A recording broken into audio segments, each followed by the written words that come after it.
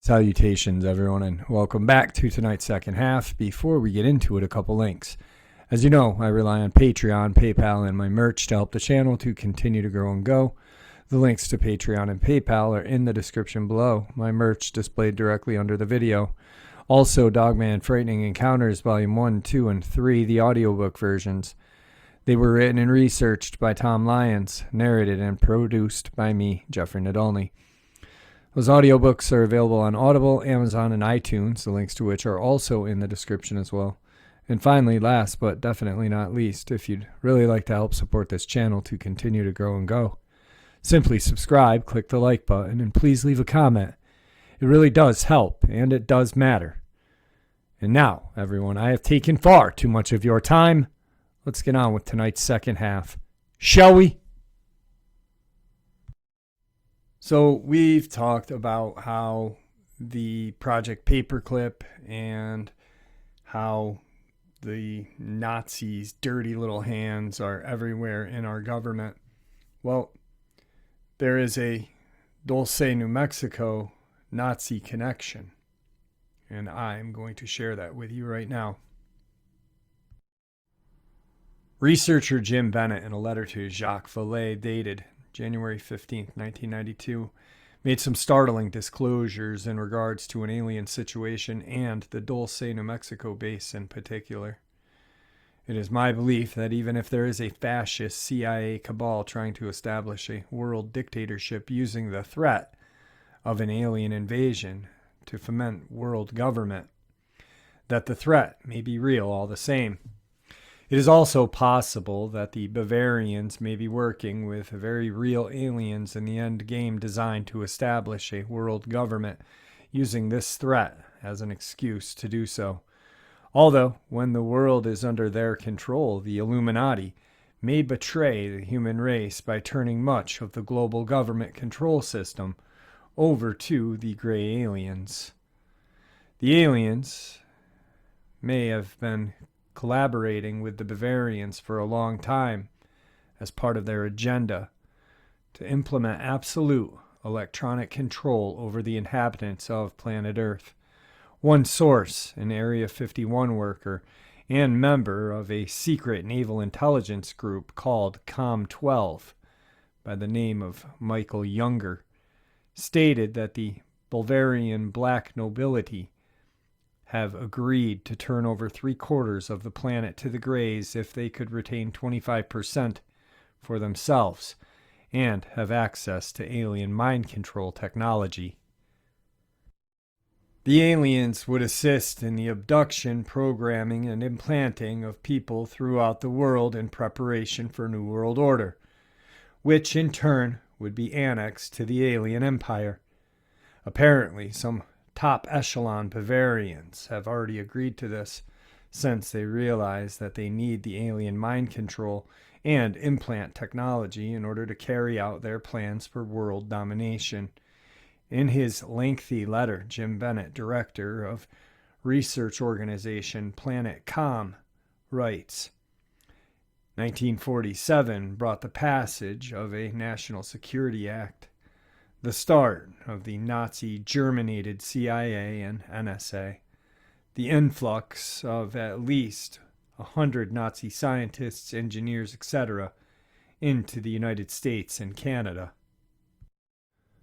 The Nazi aeronautical engineer, a certain Hermite, who had designed 4 different types of saucer-shaped craft by 43 using either rocket power or donut configuration jet turbine engines, with a cabin stabilized by gyro, the compressors rotating in one direction, and the expansion chambers and vectored exhaust rotating in the opposite direction, was traced to Canada in 1947 and began to work for A.V. Rowe Company, or A.V. Rowe Disc. The phony A.V. Rowe air car was definitely to disinform the press as to the real projects underway underground in Canada.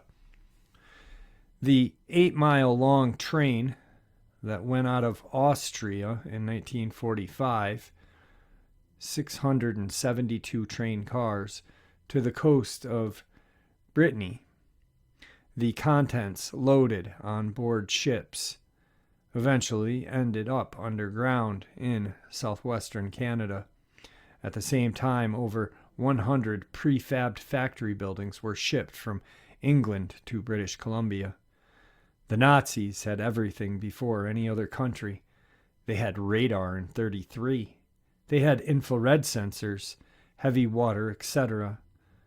We have been told lie after lie in terms of who invented these things. If anyone in the world had access to alien technology, it was the Aryans, or Nazis.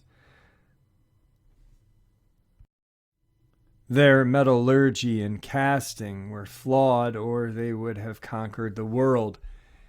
As you probably know, many expatriate Nazis were given carte blanche new IDs and were included in the startup of more than several departments of the CIA in 47, departments including genetics and cloning, with some of the doctors who had given death camp residents gangrene, designer drugs, and mind control, using the same scientists who had designed methadone and methadone for Hitler's maniac efforts. In 1952, a public stir caused the CIA to shuffle these lab fellows out of town, my guess is to various underground centers that were being built. I have talked to Paul Benewitz at length several times on his behalf. You only tell people how they drove him nuts. Why not? I ask myself, why would you leave out that reason why they sent him reeling? To fill you in, because you obviously took Linda Howe's and Tracy's opinion rather than questioning Paul directly. He's a pilot. He flew over the Dulce area numerous times on his way between Albuquerque and Denver. He took many pictures of the construction going on, and according to Paul, he took pictures of circular craft on the ground at this site which, as late as 73, according to him, had large hangar doors, much the same as Lazar's second-hand explanation about the doors at S4. The most revealing photos and their negatives disappeared in 75 when various fringe UFO experts visited Paul. Also, his house was burglarized and ransacked more than once. In later years, Moore, Chandra, and Torm made the meaningless tour of Dulce when they went on to Albuquerque to see if there was any more evidence of serious consequence still in Paul's possession that they could grab, and sure enough, he was missing some photos when they left his house. If you've even talked to Benewitz, you would have gotten a lot closer to having a revelation. The waste from the underground biogenetic labs comes out in the river canyon about 10 miles below Navajo Dam, although these days they treat it a lot more before letting their gray water back into the environment. This base and others are, of course, connected by tunnels to Los Alamos. The Archuleta Mesa installation rivals Pine Gap at Alice Springs, Australia for security. Every U.S. Air Force base has a so-called bolt hole and is connected to this bolt hole by tunnel. Quotations, a group of 21 people led by an individual we will call Rick went to Area 51 in 89 in a small bus to watch saucers. They were stopped on Mailbox Road by two individuals carrying automatic weapons and wearing camouflage togs. One individual popped a can of gas in the aisle of the bus, and that's all for 3 hours. When they came to their senses, they cut their trip short, returned to L.A., and 5 persons got separately regressed using hypnotic regressors that did not know one another and found that during the lost time their memories had repressed similar events. They had been marched off the bus, taken in jeeps to the building nearby, and had their lives threatened by military personnel.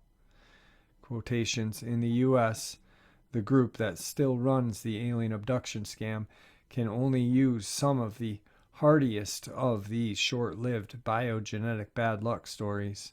Short-lived because they have no digestive tract and can survive only about 2 weeks maximum after they are removed from the growing matrix. Then they deteriorate and die. They have no soul and are not considered sentient by the Tibetan Buddhists. Quotations: the Army's mind control unit must take well-deserved credit for the veterans who seemingly go suddenly crazy, killing many people and then themselves. The most recent event in Killeen, Texas was planned for the day before the congressional vote on gun control, hoping to influence Congress with yet another mass automatic killing. Handlers, or psychiatrists, at each perpetrator's local veterans hospital are involved in each and every case of these mass killing/suicide. Prozac is also involved, with each case having been prescribed by the aforementioned handlers in each and every case. The fellow in Canada who killed 12 women at a women's college, the fellow in Stockton, California courtyard, etc., etc. Further comments on the German Bulgarian Nazism, the CIA, the New World Order, etc. Sirhan Sirhan, the man who was convicted of murdering Senator Robert Kennedy, had a psychiatrist by the name of Dr. Diamond, who maintained CIA fascist connections. Also, Sirhan's attorney, Grant Cooper, who seemingly made very little effort to defend Sirhan, had CIA fascist ties as well, leading some to believe that Sirhan was used as a hypno-programmed Manchurian candidate by the fascist cabal, a cabal that murdered not only Robert Kennedy, but also his brother, President John F. Kennedy, as well. Following World War II, over 2,000 German immigrants to the United States became members of the American Psychiatric Association, which was involved in gun control lobbying. In light of the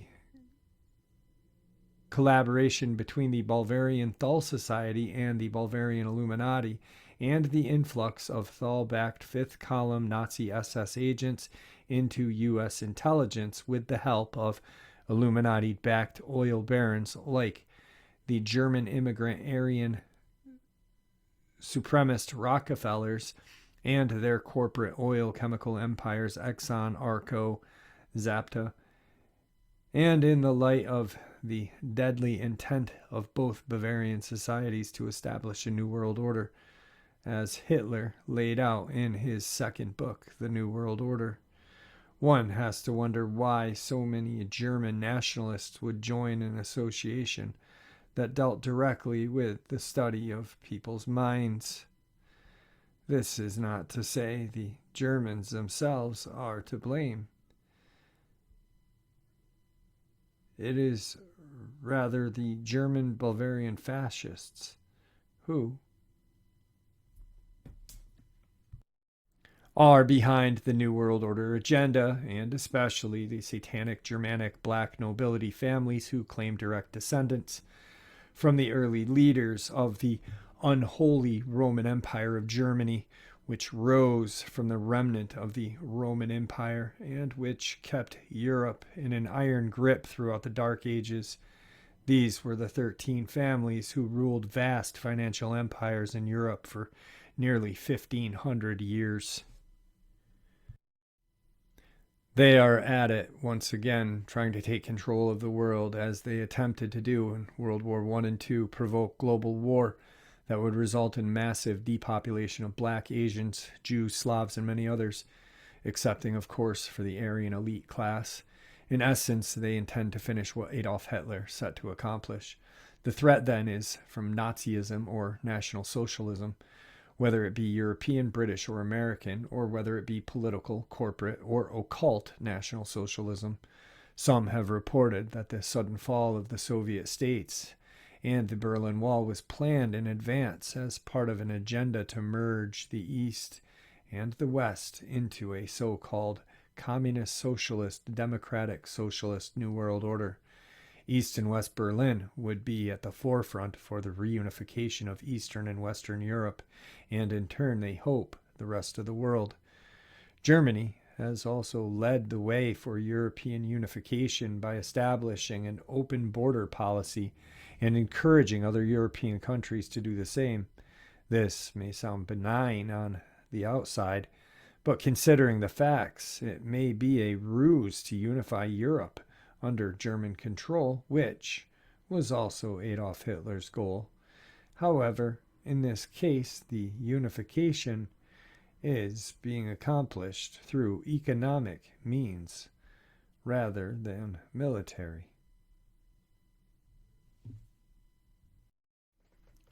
The control is still in Germany, but is more subtle. The Third Reich established German military control in Europe. The European Economic Council, or EEC, established economic control. In most cases in this world, it is the economic forces which control governments. Sad, but true. Notice how the term economic has now been removed, and New World Order has been renamed the European Community. Very clever. In other words, the unification is no longer just along economic lines, but is becoming increasingly political, since the member nations have been pressured into submitting to the EC Constitution along more than mere economic lines. France and England have been pulled into this alliance, in spite of the two devastating world wars, with the very country that is secretly orchestrating the EC or the New World Order. Come on, France and England, wake up. Germany is not only the largest federated state in the EC, but in 1990 was the largest economic power in the world, with a trade surplus totaling over $58 billion. With almost no foreign currency reserves in 1949, Germany had accumulated nearly $80 billion in reserves by 1989, compared with the $38 billion in the United States and $41 billion in Great Britain, a rather incredible comeback for a country that had waged 2 world wars for the sole purpose of offensive conquest, wars that had cost the Allies a heavy price in blood and resources. Of course, Germany is also the leading economic power in the EC, as well as possessing 35% of the economic power base of the European community, according to the Groller Encyclopedia.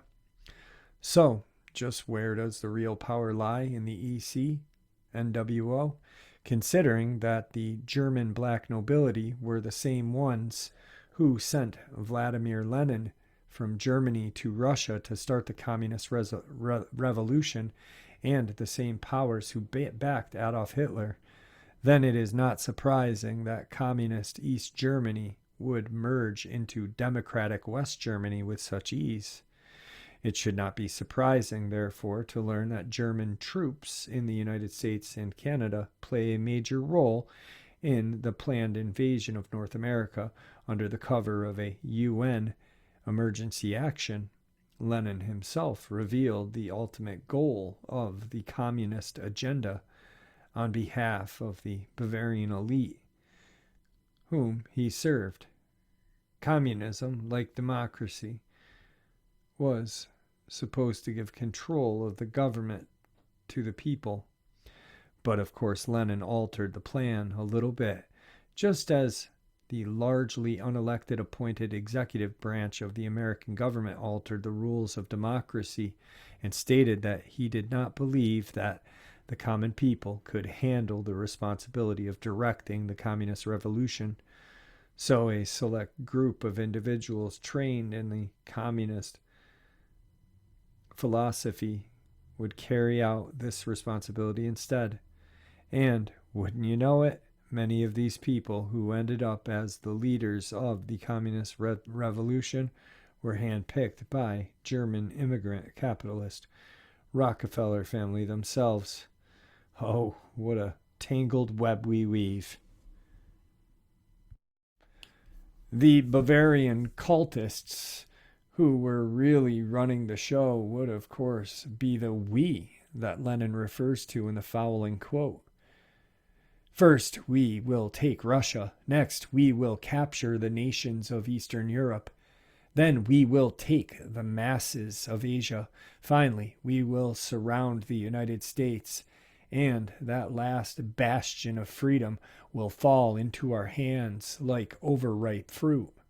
A likely scenario that some have suggested would be orchestrated global economic collapse, blamed on Americans, of course, which would be followed by fomented anarchy in American cities, followed by a sudden nuclear strike on strategic military bases on the east and west coasts, followed by a Chinese invasion on the west coast, a Russian invasion via Alaska, and United Nations/German invasion via east and northeast coasts of the USA.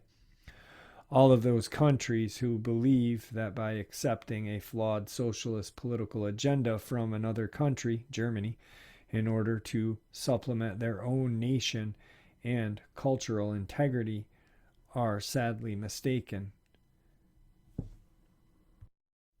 Collaborating with the Bavarian-backed UN New World Order agenda can only lead to the death of your independence as a nation, the death of your culture and history, and the death of your children who are sent to fight and die for the sake of the globalist government. Its Bavarian masters, and in turn the draconian allies who are just waiting with greedy claws to take hold of this planet once they have succeeded in getting us to kill each other off to the point where they can move right in and take over with little human resistance. Man, if you watch the news, it's already happening today, if you think about it in reality. I mean, come on. This is insanity. It's insane how far these dirty, grubby little Nazi fingers go, isn't it? Deep, deep into the governments of the world. Well, guys, I hope you enjoyed tonight's second half as much as I enjoyed sharing it with you. And with that, my friends, may the Great Spirit watch over us all, and may He guide us down that path that we call life.